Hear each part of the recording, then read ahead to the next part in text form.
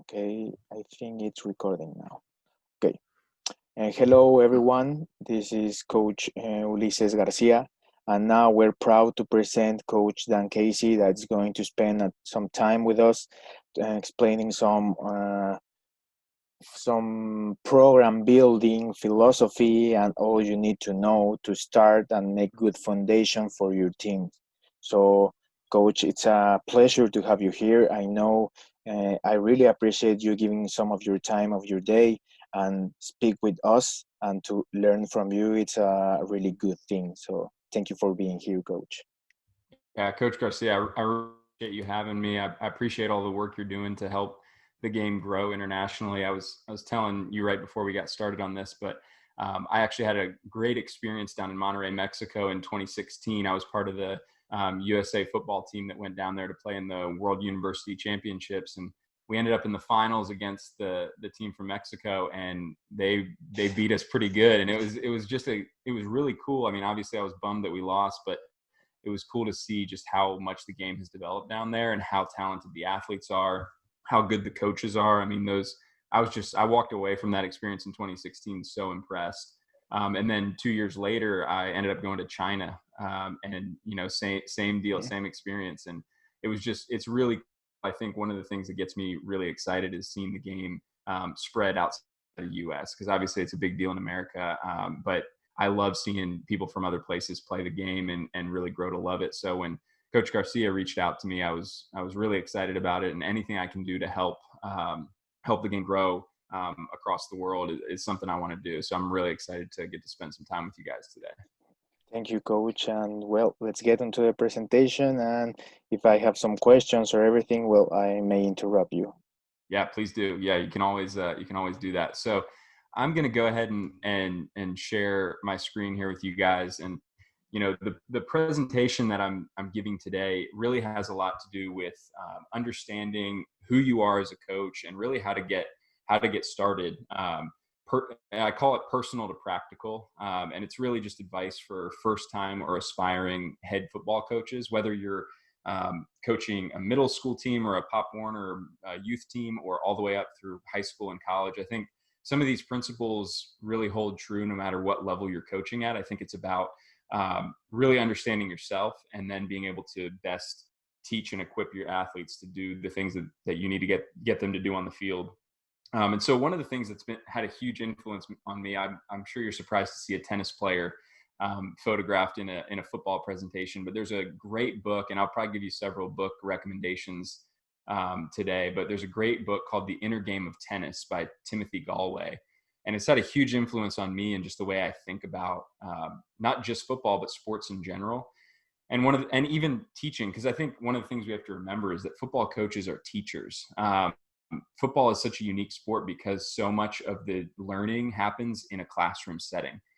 So when we meet as a team, it's, a lot of other games, you show up at the court or show up at the field and you play ball. Football has a very academic quality to it. And so I think it's important to remember that as coaches, we are teachers, and we're teaching techniques, we're teaching schemes, we're teaching mindset, mentality, psychology. I mean, I just think football coaches are amazing because they have to know so much about so many different topics, and they have so many guys on that team. So you're having to think through human performance and strength and conditioning. You're having to think through scheme. You're having to think through all of these different things. And so hopefully, what I'm able to do today with you guys is just talk through where to get started, because that was something I really struggled with when I started. I was 24 years old when I got my first head coaching job as a high school coach, and I really had no idea what I was doing. And so I really wanted to really distill down some of the things that I've learned over the past few years and help you get started or just keep going on wherever you're at. And so this quote from Tim Galway is really great, I think, because he says, for the teacher or coach, the question has to be how to give instructions in such a way as to help the natural learning process of the student and not interfere with it. And I think that's something really important for us as coaches to consider, is how do we, when we're teaching our players, how do we get them in the positive cycle of their natural learning process so that things come easier to them instead of us always fighting uphill against the way our athletes learn. And Tim Galway has, the book is called The Inner Game of Tennis, but it's really more like the inner game of life. And he talks about the inner game, and there's an inner game for the coach, but there's also an inner game for the athlete. And he basically says that every human being has two selves talking to themselves at any one time. So you have the self one, which is he calls the teller, and so this is the voice in your head that's maybe criticizing you or critiquing you or telling you what to do or what not to do. And a lot of times what we find, at least what I find when I'm coaching my, is the coach or the athletes that are struggling on the field because they're thinking too much and not playing the game are the ones that are so involved in self one, and they're thinking way too much that they're not able to be effective playing the game. Then Tim Galway also talks about self two, which is the doer.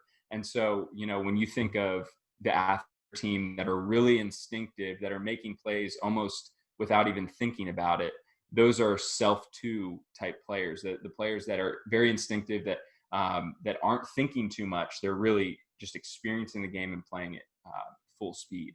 And so, really, I think the goal of any coach is to try and give an athlete enough technique and enough information to be able to ultimately, by the time you get to the game, silence that voice in your head that's the teller, the self one that's trying to give you all these instructions and everything on the field, and really allow self two to just be free to play the game. And so I really appreciate this perspective, because even as a coach, I call the offense, I'm the offensive coordinator. So even as a coach, my mind is often turning, and a lot of times what'll happen is I'll call a play and it will or will not be successful.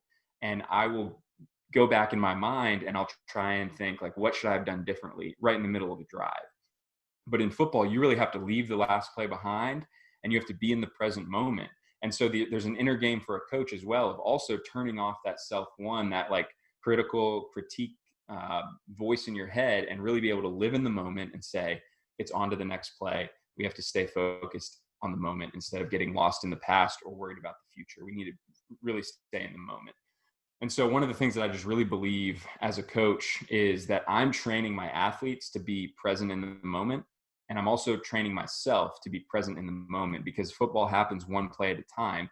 And if you get too concerned about the future or too worried about the past, your team is going to suffer. So that, I hope that kind of sets the table for some of the things that I'm going to talk about, because what I'm hoping to do is moving us from a personal look at ourselves and how we can be better as people and as coaches, and how that'll ultimately affect our program in very practical ways and the things that we're doing. So I'd love to just start off with the personal. And one of the questions that I always am asking myself, and even asking other coaches, is who are you? I think a lot of coaches get caught up in trying to be like somebody else. There's never going to be another Nick Saban. There's never going to be another Bill Belichick. Those guys are so unique, and they're very true to themselves. And what I think you found is the people that have tried to say, I'm going to be just like Bill Belichick, or I'm going to be just like Nick Saban, have not had nearly the success that Coach Saban and Coach Belichick have had. And it's because I think what happens is they get caught up in trying to emulate someone, and they're not able to be themselves. And ultimately, if you're not being yourself as a coach, eventually what's going to happen is it's going to break down, and people are going to realize that you're faking it, essentially. And that happens really quickly, especially with modern athletes. They realize that you're not genuine, and they realize you're trying to be someone you're not. The quote that I actually got from Jerome Gay, he's my pastor here in Raleigh, and he says, no matter where you go, you have to take you with you. And I used to think that maybe if I got a new job or worked with a new group of kids, or if I moved locations or did something different, then all of a sudden talents would come into focus and everyone would see me for who I really am, and it would all work out fine. But the reality is that a change in location or a change in responsibility will not fundamentally change who you are at your core. And so I think that's a really important thing to remember, that even you may not have a job that you particularly like right now as a coach. Maybe you're a position coach and you want to be a coordinator. Maybe you're a coordinator and you want to be a head coach. Maybe you're like me and you're a head coach, but you have aspirations of being a coach at a bigger school or a different program. And if you're not investing in who you are in the present moment, and you're thinking too much about the future, or again, like getting concerned about the past, you're going to suffer. And really, I think the most important thing you can do is work on yourself exactly where you are. And I'm sure you've heard coaches say, be where your feet are, that no matter what you're doing, like do the best job you can do wherever you are currently. And I think that's good advice, but I think even more so than just being where your feet are, invest in yourself wherever you are. Invest in your development as a person and as a coach. And so the two ways that I think are important to invest is, one, I know it sounds kind of crazy coming from a football coach, but if you can invest in some sort of counseling, I think that's a huge impact on me, because I've realized that there are, I think as a parent, you realize I have two kids, but as a parent, I realize the things that I struggle with ultimately get passed down to my kids, because if I get frustrated over certain situations, I sometimes will, like they'll feel my anxiety or feel my stress or feel my frustration. And the same is true with our players. Like if we're carrying a whole bunch of tough stuff through life, if we're holding on to a bunch of things, our players eventually get whatever that is. So you may outburst in anger, and who's on the receiving end of that anger? It's your players.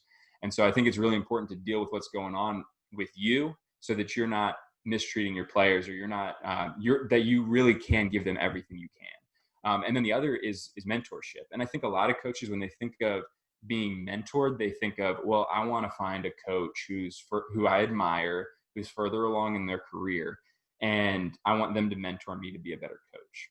I actually don't really ascribe to that philosophy. I think you're most benefited if your mentor or your counselor is outside of the game of football.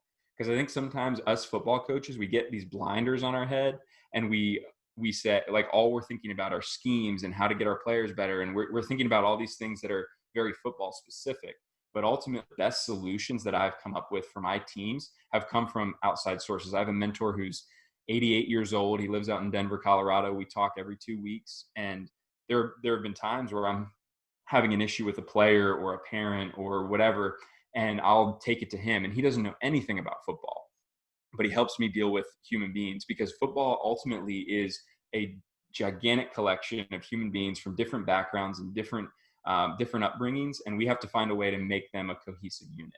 And so sometimes there's a kind of a sense of urgency to find mentorship within football circles, but I'm actually encouraging you to go outside of football circles. Find people that can help you deal with human beings, because that's ultimately what we're all doing. We're dealing with human beings and trying to figure out how to make them operate as a unit.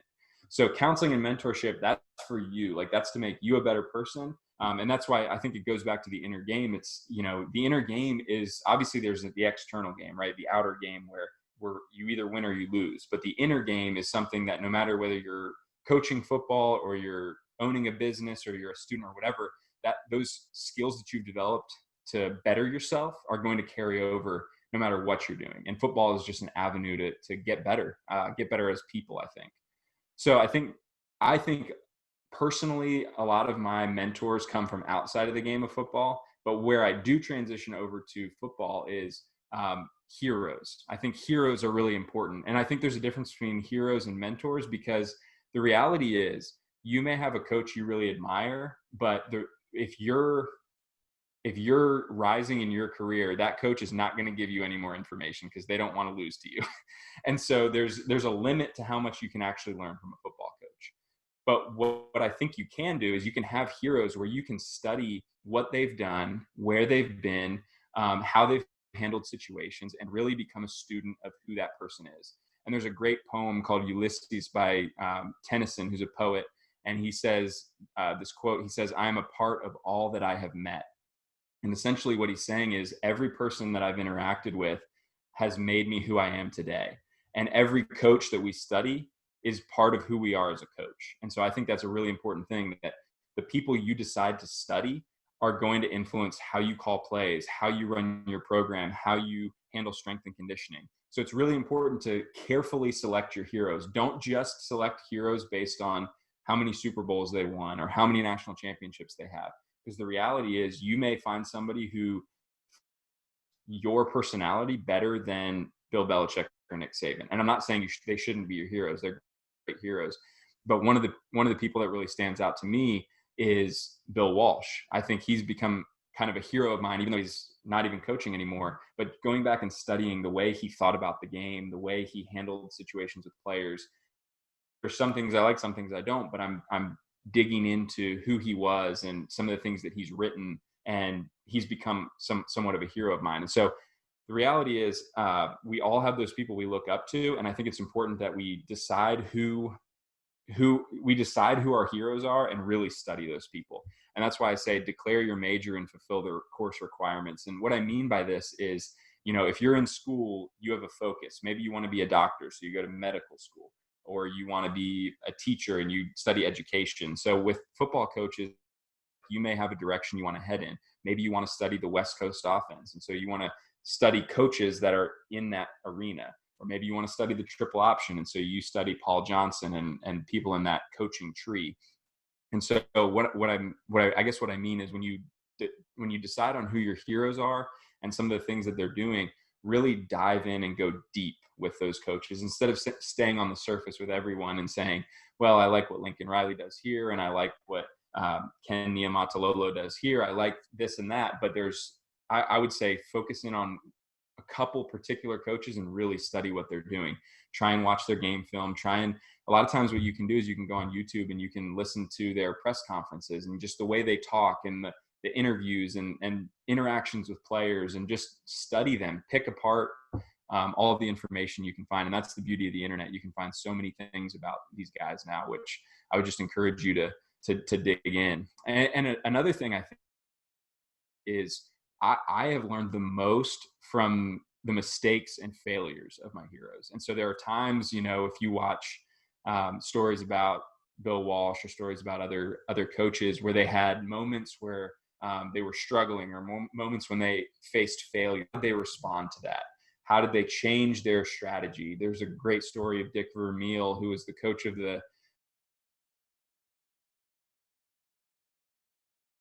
and he made a huge shift in his coaching philosophy between 98 and 99, the year they won the Super Bowl. And the shift was that he was going to basically treat his players better, have more efficient, shorter practices. And he really made some major shifts, and that actually led to some serious success in his life. So learn from some of the mistakes and failures and how they responded to those from your heroes, and then ultimately focus more on how these coaches got to where they got instead of exactly what they were doing. So, you may really fall in love with a particular coach's scheme, but the reality is that scheme was probably devised for a particular reason. The air raid came from Hal Mummy, and a big reason for that was because he had, smaller, less talented athletes that he needed to find a way to move the football with. So really, really figure out how they got to where they were, and not just what they're doing. I think sometimes we get caught up in those schemes so much that we forget the how behind it and how they got to where they were. And then another thing I think that's important for coaches as they're growing is to create a level of sustainable growth. I think football has a culture that says you go hard, you go as hard as you can all the time, push hard and work hard. Like that's what we need to do. And I think obviously hard work is a very important thing, but one of the things that Aristotle says, he says we are the sum of our actions, and therefore our habits make all the difference. And so I think it's about, as coaches, it's about developing habits that, and I say it here, I say, go with the grain of your personality type. So develop habits that are sustainable in your life. I think, there are some coaches, again, if you're trying to emulate someone else, you say, well, Kirby Smart shows up at the office at this time and does this much. And that may work really well for Kirby Smart, but it may not work as well for you. Maybe you have a different personality type. Maybe your family is structured a little bit differently, and you need to make sure you're able to spend time with your kids. So make sure your habits are sustainable within your life. And so for me, I have a couple habits that I just try and do every single day. And I realize I'm not going to get everything done in one day, but I need to space it out throughout the year, that if I chip away a little bit at a time, I'm able to make really big growth over time. And one of the things that I really do believe, and I believe this with my players especially, is that shame is a short-term motivator. So if you feel like basically if you're just down on yourself all the time, like in the short term, it will cause you to work harder and go harder. But ultimately you want joy and excitement and passion for the game to be what's the ultimate driver in your habits. So, if you're dreading going in and watching film, if you're dreading game planning, if you're dreading practice, there's a problem there. And you may be, saying to yourself, well, I'm a football coach, I need to suck it up and I need to just get this thing done. I think that over time you see a lot of burnout happening with coaches. And so if you want to be in this thing for the long haul, develop sustainable habits that work with your personality type. And I tell my wife all the time, I want to be coaching till I'm 80 years old. And so that means, I can't burn out by the time I'm 45. And there are some coaches out there that are burning out by the time they're 45. And so it may mean not taking certain jobs. It may mean only working with certain people. There's a lot of things it might mean, but I think coaches can make the biggest difference in people's lives. And it's a real shame when really good coaches burn out and retire at the age of 50. And so I'm hoping even wherever you are, that you're establishing a culture where you can be in it for a long, long time and not feel this constant pressure to basically abandon who you are and work yourself so hard that you basically can't be involved in the game anymore. I think that's a real shame. But one of the ways I think that you can develop these habits is to create systems. And again, for me, it's all about sustainability, and it's all about automation. And what I mean by automation is I want to put something in place and then not have to think about it anymore. That's just what I do. So for example, these are two kind of silly things that I do every single day, but I just know every single day when I wake up, I'm going to do this at some point during the day. I'm going to read 10 pages of some book, any book. I just want to make sure I'm reading every day, because I think reading is one of the best ways to grow as a person, as a coach, in all these different areas. And then for some of you guys, you may follow me on Twitter. I try and post one play a day and try and understand it and try and be able to explain it to people. And so that's just a habit I have. It's a habit that I do every single day, and it's sustainable for me. It doesn't take a lot of time away from my family, but it's a way that I know I'm going to get personal growth. Now I realize this is completely about personal growth for me. It's not necessarily part of my job, but it's something I try and do to just maintain that growth cycle. And over time, it's really grown for me into having a level of understanding of the game that I never would have had if I just tried to learn everything in a month, or tried to, or maybe just taken months off from the game of football after the season. So it's just a way for me to stay involved with the game, but not burn myself out. And so I really just go back to that Ben Franklin quote that says, "Little strokes fell great oaks." We have this picture of chopping down a tree. You're not gonna so hard that you just knock the tree. You just have to chip away at it each day. And so that's something I really believe in. That it's just a little bit each day, and you can make huge progress if you chip away a little bit each day. And I think that's important for coaches to remember that, I think I've posted a play almost every day for 3 or 4 years, maybe. I don't know if it's that long, but it feels like it sometimes. And I feel like I've grown a lot in my knowledge of the game of football through it. And there are still days I wake up and feel like I know nothing about football. And you're going to have those feelings, but you have to trust your process of learning, and you have to keep showing up every day. And so for me, I just keep showing up every day, keep trying to learn one thing each day, one thing I didn't understand the day before. And over time, you make huge progress, but it's going to take time. And I think if you have that long-term perspective that you're in it for the long haul, you're going to be able to create those systems, and you set an attainable daily goal, and you do it every single day. And I think that's a really important thing for coaches to develop. So now what I'm going to do is I'm going to shift away from kind of the personal to the practical. Okay, you've worked on yourself. You've gotten to know who you are. You've established mentors. You've found your heroes. You've studied the game like crazy. And now you have an opportunity. Maybe you're a head football coach now. And this is more geared for head coaches, but I think it's relevant for first-time coordinators or even first-time coaches in general.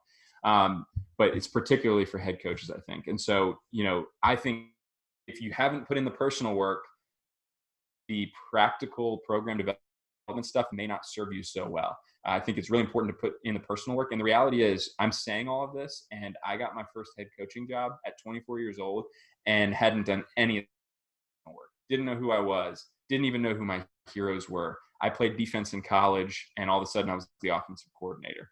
So you want to talk about someone who knew nothing. That was me when I first got my head coaching job. And now, as I reflect back, I had to really work on the personal side of things the past few years as I was a head coach, and really figure a lot of things out.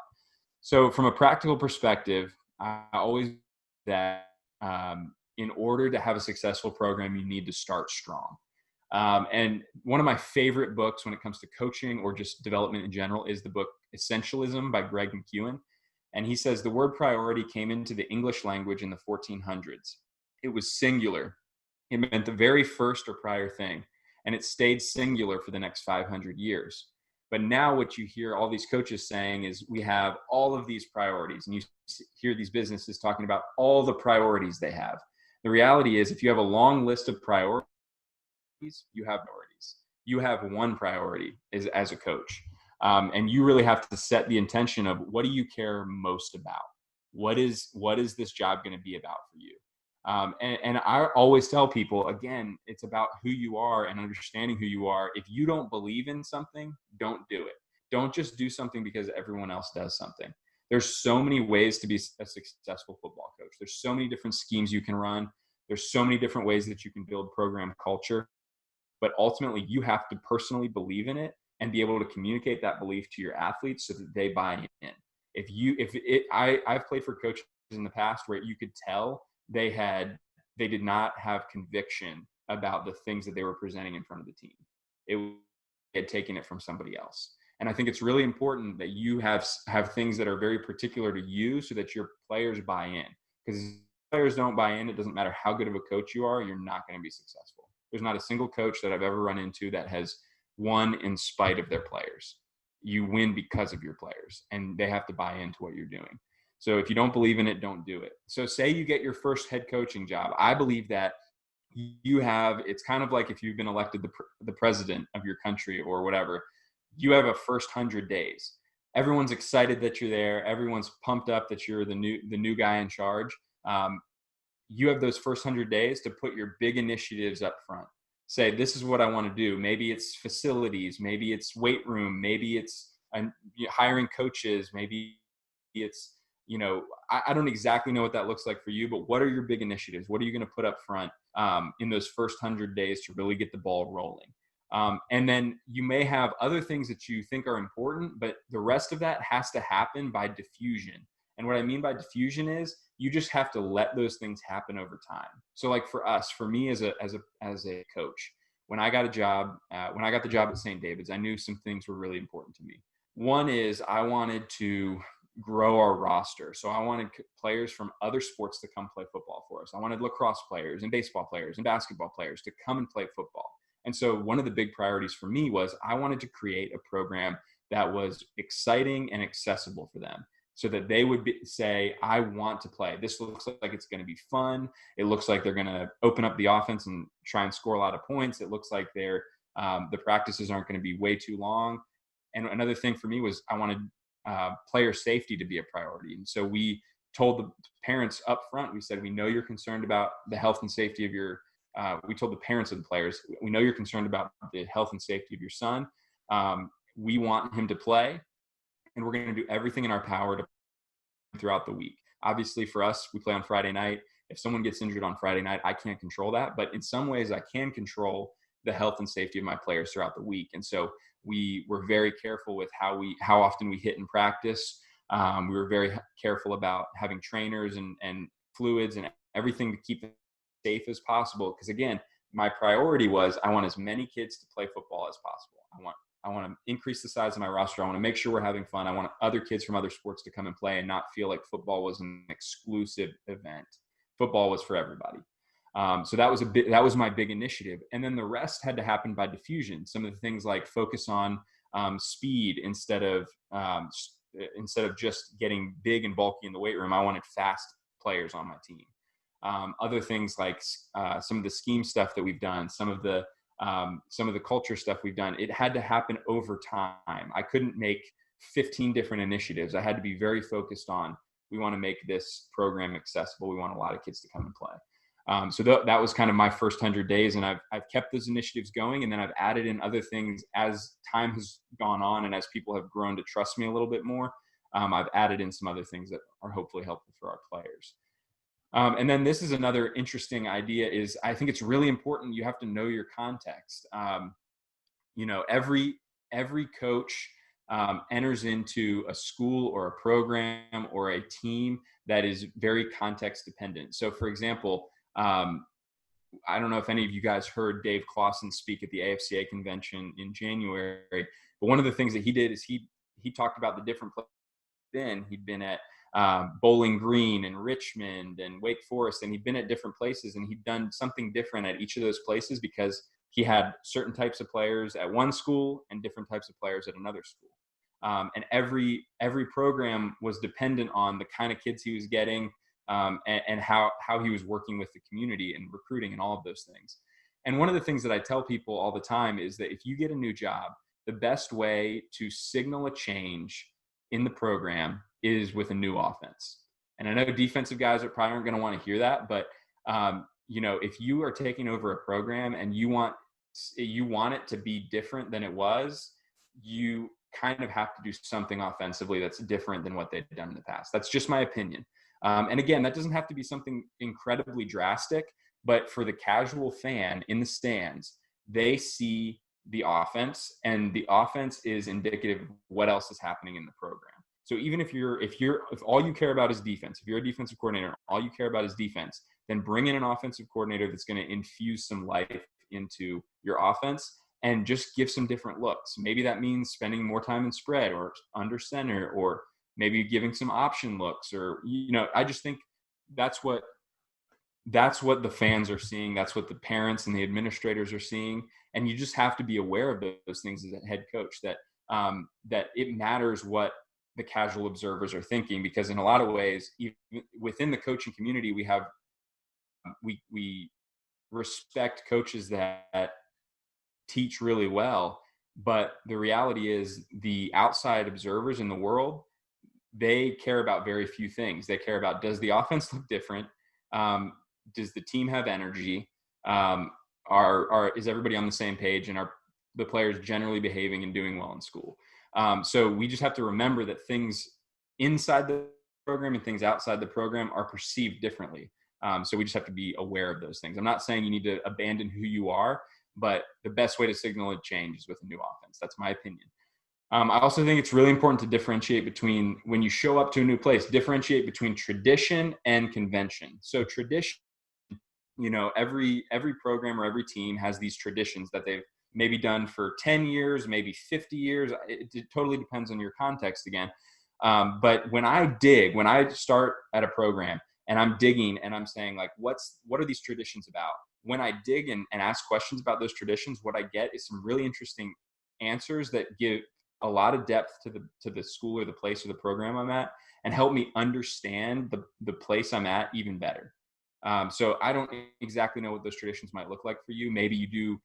You have a particular walk on game day, but you have a special jersey you wear on a certain. Maybe you have to talk about your rivalry game. Whatever the case may be, if you dig on those traditions, you're going to find out a lot about the place you're at. The problem is if it's just a convention, if people are basically saying, well, we've just always done it that way, the more you dig, the more you'll realize that this has no leg to stand on. This creates more confusion. I never accept the phrase, this is how we've always done it. If people are telling me that, then I immediately say, I don't think we should be doing it anymore. If that's the only reason we're doing it, because it's always been done that way, then we shouldn't do it anymore. We should move on from that. But if somebody can give me a compelling reason of why we're doing some of these traditions, then by all means, let's keep it, because that adds richness and depth to the program, and something that connects people that used to play at the program to where it is now. And if you're at a new program or a new team that doesn't have any traditions, I would encourage you to start some meaningful traditions because that connection, so that when players leave the team and come back years later, they still feel like there's something meaningful there. And even if you're with a youth team, you can develop traditions even in the first year that can be really meaningful to the players. And then ultimately, I think compromise is really important. If you're working at a place, work toward alignment with people. Ultimately, you want everyone pushing in the same direction. You want everybody. You're not always going to agree on everything, but you want everybody working together for the common good. And so sometimes that means you're backing off a little bit. Sometimes that means you're pushing a little bit, but always work with people instead of working against people. I think that's really important when you're trying to build a program. Another thing that I talk about a lot and think about a lot is flexibility and familiarity. And there's a great book by Ray Dalio, who's a CEO and a financial investor. And he basically says he's created this system that holds up the idea of an idea meritocracy, which basically means the best idea wins. So no matter who comes up with the best idea wins. So the best idea is determined by the quantity and quality of the data, not by the positional power. So for me as a coach, one of the things that I always wanted to do with my assistants is saying, we want the best idea to go out there on the field. And so if that means it comes from my cornerbacks coach or it comes from me, it shouldn't matter. Whatever the best idea is should win. And really giving people the confidence to use their voice and say, I think we should try this. And ultimately, you know, it does end with the final decision comes to the head coach, but the head coach needs to create an environment that says, I want your voice, I want your input, because we want the best on the field whenever we play. And I think it's important to, within this idea of an idea meritocracy, the best idea wins, I think it's important to remember that the best idea within the previously established framework must win.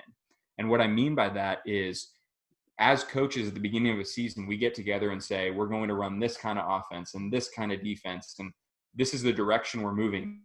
And you may, as a coach who's lower on the totem pole, you may say, man, I saw this play that Oklahoma ran, and I really think we should run it. And it may be a great idea, but is that your offense?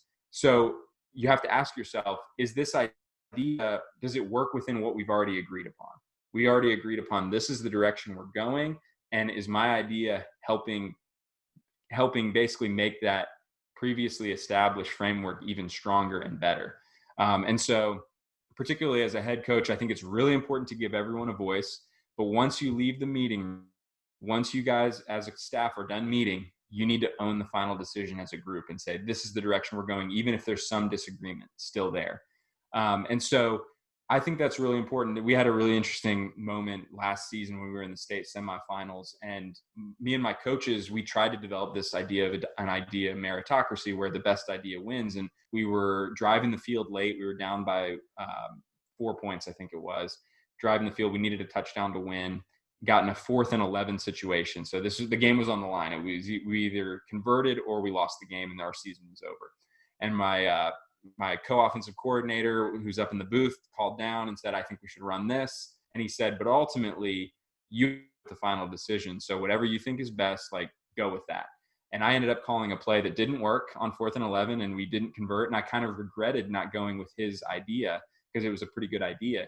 But I think it just spoke to the culture we had as a staff, where my guys understood they're always welcome to bring an idea, but they also respected the fact that I have to live with the final decision and own it.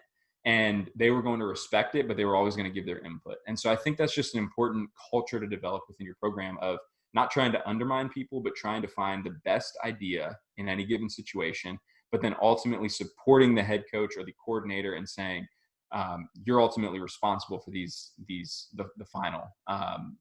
final decision. And it's a fine line to walk. It's hard, but I think the best coaching staffs really have that intense back and forth, but then ultimately, but when they make that final decision, they ride together. And I think that's important. And then what we try and do is we try and establish the plus minus rule as much as we can. If you add something, delete something. So I think a lot of coaches get into trouble when they just keep adding and adding and adding and adding to their playbook. If you're going to add something, is it good enough that you want to delete something else? I think that's a good test to see like how much you actually like the idea. And I'm as guilty of this if you follow me on Twitter, I'm posting plays all the time, and I'm always tempted to say, oh, should we add this to our offense? But then at the end of the day, does it work within the previously established framework that we've agreed upon? And am I willing to delete something else I really like to put this in? And normally the answer is no. Sometimes something's so good that we have to delete something else to make it fit.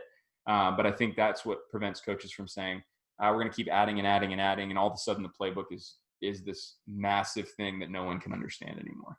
Another thing that I've learned in my time as a coach is that it's really important to learn how to pivot. And I've said previously that coaches are teachers, which is certainly true. More than anything, coaches are problem solvers, and we're constantly realizing running into issues throughout the course of a season, throughout the course of a career, and really trying to figure out how to solve those problems. And I think maybe the most important thing the most important benefit to yourself and your growth as a coach is to have someone who's willing to poke holes in some of your theories and challenge some of your thinking.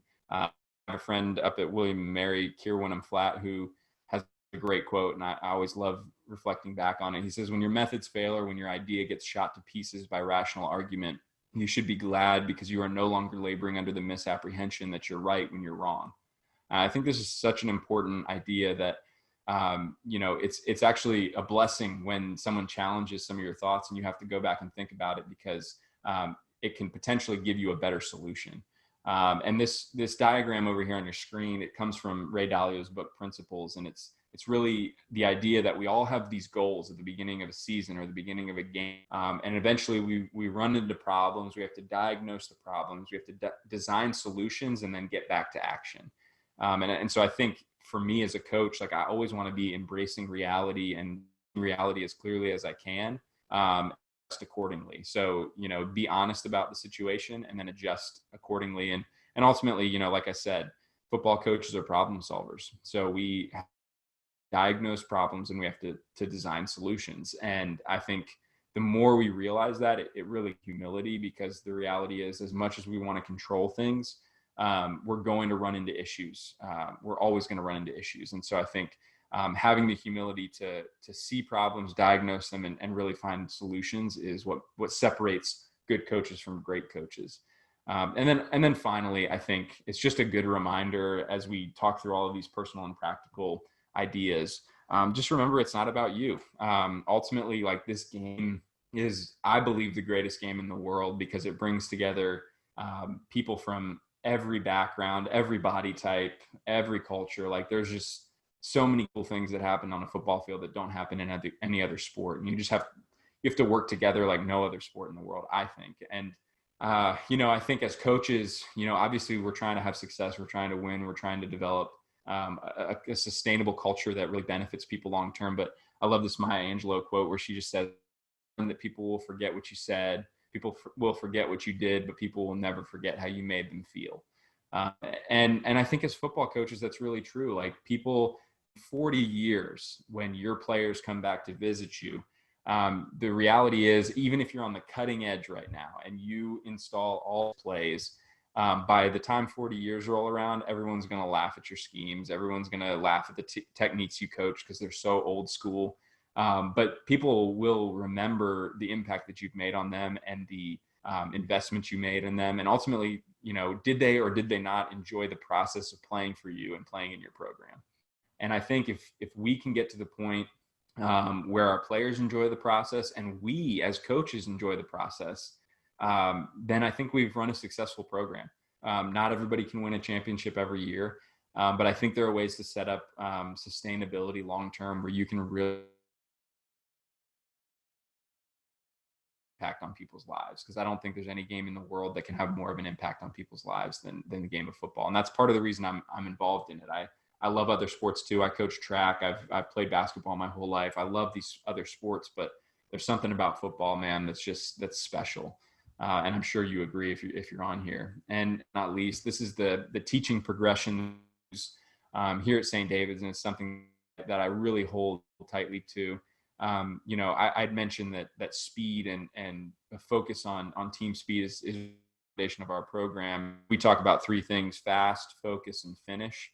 And that's kind of rallying cry words for us. Really,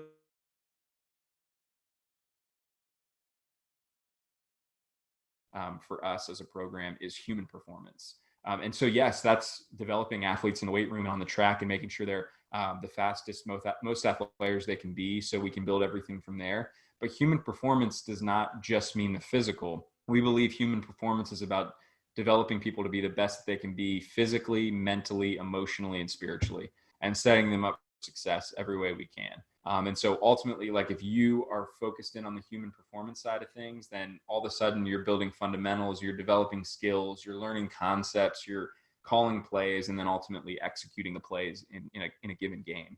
And so we just believe that it's important to embrace humanity, that football is a game that gets, maybe even 100 guys together on a given team, and they can work together to really make something special happen. But you may not always get the execution you want. You may not always call the plays that you think are best.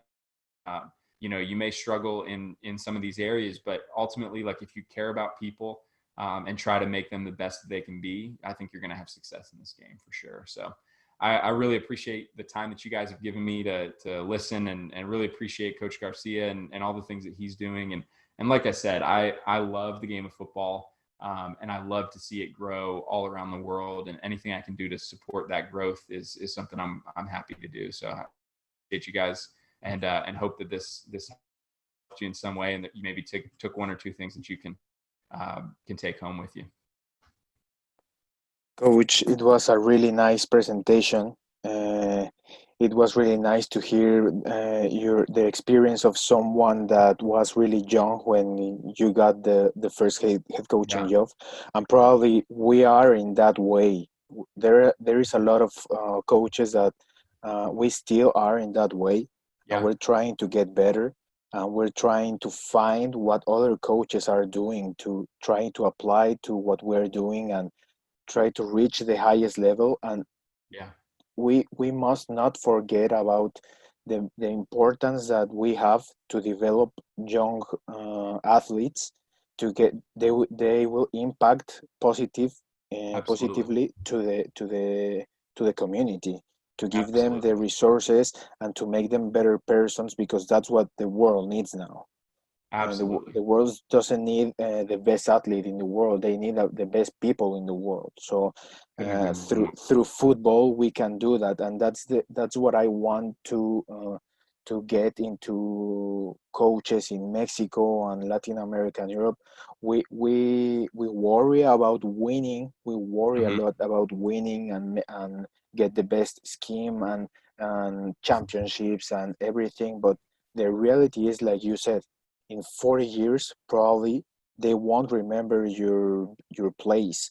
They Right, won't remember the schemes. They will remember the trips, how they make them right, feel, how you make them feel as an athlete, the trust they gave to you, and the absolutely. what you give them to them. So I think it's really nice to hear from someone like you to talk about it and to give some recommendations about it. And that's what we need to do as coaches to improve, because there is a lot of information that we can get, like playbooks and recommendations about schemes and Yeah, everything, but I think the part of developing people is the most important thing that we need mhm, to take care now.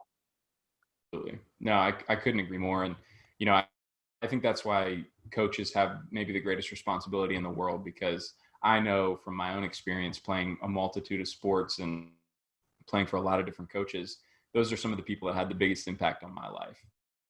Yeah. And I know how important a coach is in a person's life. And so, I think, of course, you want to know what you're talking about, and you want to have the best schemes possible. And honestly, any way I can help you with that, I'm happy to do. I try and share as much as I can to really give people resources. But I think it really does come down to, can you develop people? And I think those are the ones that have the coaches that have long-term sustained success are the ones that are developing people and building a program that churns out not just great athletes, but great community members who come back and make an impact. Yeah, coach. And before I finish this meeting, I have three questions Yeah, about specifically football. yeah, Um, I have some questions of the guys that follows my page, and they were talking about what do you recommend a new coach for their to establish their offensive system. What would you recommend to look for, to adapt, or what would you think, or what did you do when you established the first time your yeah, offensive system? yeah, definitely. I think what I did, and again, I think every coach is different on this, but I think it makes sense to me, at least, that if you're going to start trying to figure out your offensive system, the best way to start learning is through understanding as best you can the offensive line, and specifically how to block the run game. I think everything in football builds off of that. That if you can understand what's happening up front on the offensive line, that then everything can be added to that. And similar to, I always just think in terms of like pyramids make sense to me. Like you want that foundation to be really strong. And for me I came in as a defensive back in college. I'd played quarterback, but I didn't think about the game now. But I came in as my first year as a head coach and offensive coordinator. I didn't know anything about offense other than what I did. So I started off routes.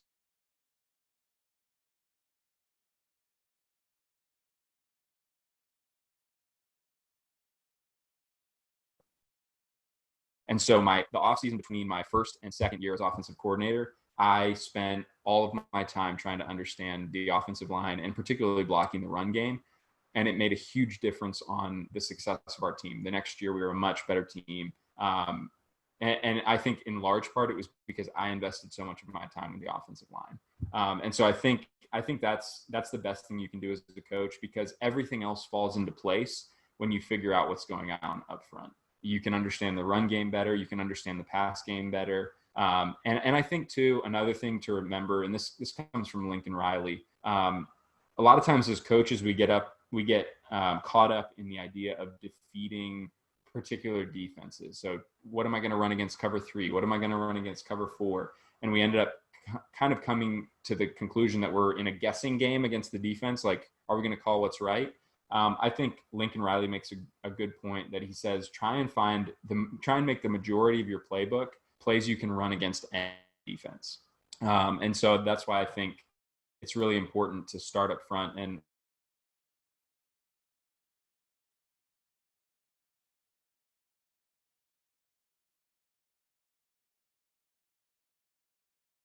out what the defense is doing all the time. Try and come up with schemes that can really have options versus any coverage or any front, or I just think that's something foundational for me. Is I don't want to get in a guessing game with the defensive coordinator. I want to establish what we do and do it really well. Okay, that's a really nice tip.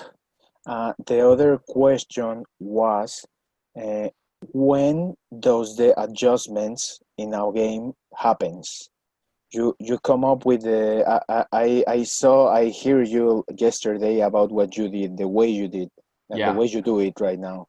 You don't wait till halftime. You're using some strategic there, but I want you to explain to the young coaches what they can do and not wait till the halftime to make an adjustment. Yes. Yeah. Okay. Yeah. I've always believed this, that if you're waiting till halftime to adjust, you've waited too long.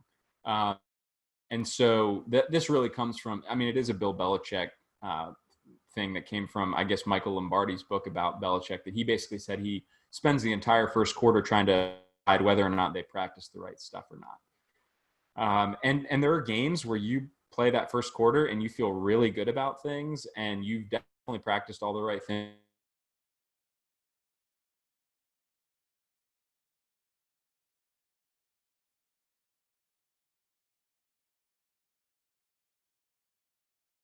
That you didn't expect. And so I think it's important to try and diagnose those as quickly as possible. But I think the biggest thing about offensive football is having a holistic view of what's going on. And so, I mean, this goes all the way back to Barry Switzer's Oklahoma teams. And, it's kind of air raid, triple option philosophy is we want to get the defensive line running. So early on in the game, like, how do we get the defensive line running from sideline to sideline? Because I think one of the things that gets lost in all of this is that players over the course of a game get tired. And how can we take advantage of that as an offense? How can we make deposits early on that we can benefit from later? Even if you only get a 2-yard gain in the first quarter, maybe a 2-yard gain turns into a touchdown later in the game because you've made investment and deposit in making those defensive guys run and adjust and do all of these different things and tackle in space and all of those types of things. And so I think really more than anything, I think it's possible even to adjust in the middle of a drive. And that could be changing your tempo. That could be, huddling instead of going no huddle. That could be going no huddle instead of huddling. That could be, there's a variety of different ways you can do it. I just think as coaches, I think the biggest thing is that we don't outthink ourselves. And I think that goes back to the inner game that I was talking about. A lot of times we have that voice in our head creating fear and anxiety and concern instead of getting in the flow of the game. And I really believe that the best offensive coordinators have feel and get in a flow and a rhythm. And I think it's part of knowing yourself is figuring out how you best call plays. And some guys want the big menu with all their options. And for me, I have a little sheet of paper that I hold on to. And everybody has a different way of doing it, but it's about how can you do it most effectively that works with and so for me, I try to be more intuitive, and if I see things, I try and adjust immediately. Whereas other coaches, they may script first 20 plays, and if they don't get through their script, they may come back in the second half and keep running their script, and that may work for them. I mean, I think you just have to realize that it has to work for you, and the communication style has to work for you. The rhythm of the play calling has to work for you, and you have to feel confident and believe in it. And so, but I do think that the sooner you adjust, the better off you are. It's not panicking, but it's about coming up with solutions quicker. And I think the best way to do that is to have a system in place that you can make small adjustments. You don't have to scrap your whole offense. You can say, hey, because we're getting a 4-eye here, instead of pinning him down, we're going to read him on, basically turn it into midline. There's different ways that you can make subtle adjustments in the scheme that can make a big difference. And I think that's why you see, triple option, air raid, run and shoot teams. They're able to make minor adjustments that don't throw off the whole scheme, but they're able to be effective throughout the course of a game. Okay, coach. And the last one, what things do you consider when you are scouting another defense? Which things you look for specifically? Yeah, that's a great question. I think I won't say I look for, but the biggest thing I look for is what kind of team speed do they have? Am I a faster team or are they a faster team? And one of the ways that we've just gotten down to simplifying the way we do things is we basically the assessment who has the faster team. And we believe there are like certain positions you're going to be slow, certain positions you're going to be faster. But overall, if we're the faster team, if we can run faster than them, then I want to get horizontal in the run game and vertical in the pass game. So I want to stretch them. That means outside zone. That means pin and pull. That means option the ball on the edge and making them the sideline. And stretching them vertically in the passing game, trying to run by people, post, Yankee, fade, they're just run by people. And I know that sounds really simplistic, but if I have the speed advantage, I might as well use it, right? And I think you saw the Chiefs do it all year last year. They had the speed advantage in every game, and they, by and large, went horizontal in the run game and vertical in the pass game, with some exception. Obviously, the NFL is a very talented league. But if we assess the film and see that we clearly do not have the speed advantage, that they're able to run us down on outside zone, they're able to really track us down and spill and kill our counter stuff, then that means we're probably going to have to get vertical in the run game and horizontal in the pass game. That means maybe more gap schemes, more inside zone. Maybe that means more outbreaking routes or crossing routes or mesh or different things like that, where we have to give guys room to get open because they're not going to threaten anyone deep. So I think it's definitely an oversimplified view of things, but I think it just gives us a direction where we're headed. And it doesn't mean that there aren't exceptions to that rule. Certainly, we still run inside zone, even if we speed advantage. We're going to do things, but I think it's generally the philosophy of how are we going to stress the defense based on the speed that we have on the field or lack of speed. And I think what you're realizing more than anything nowadays in the NFL and college football and high school football is speed is king, and the fast team has an inherent advantage. And so that's why we work so hard to develop speed in our program.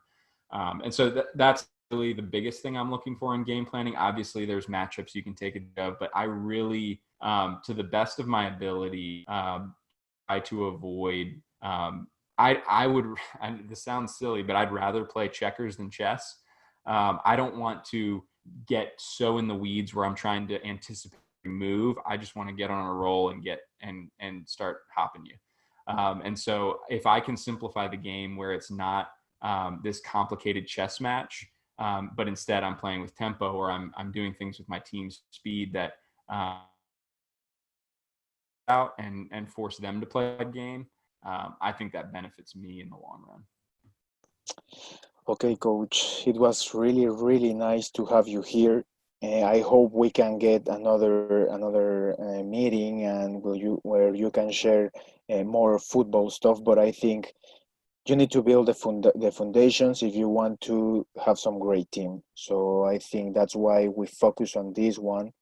And I really appreciate you giving us your time and to share your Absolutely. experience and to share everything that you've been through and how can we use it to get better. And the ultimate goal, as we repeated and as we said it, is we have to develop better people through sports. Mm-hmm. So Yep. I think we're on the same road here, and I'm really thankful that you replied to my message and that I have you here talking to all the people.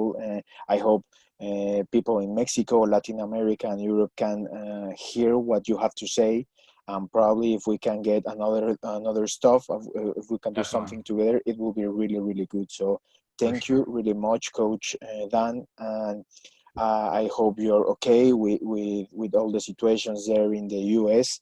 And I hope that we can get over the pandemic and everything, and we get to do what we love, so that is coaching and be with our young guys and have fun. Yeah, absolutely. Well, thanks so much for having me. I really appreciate it. Okay. Thank you, Coach, and see you next time. Yes, sir. Have a good one. Bye.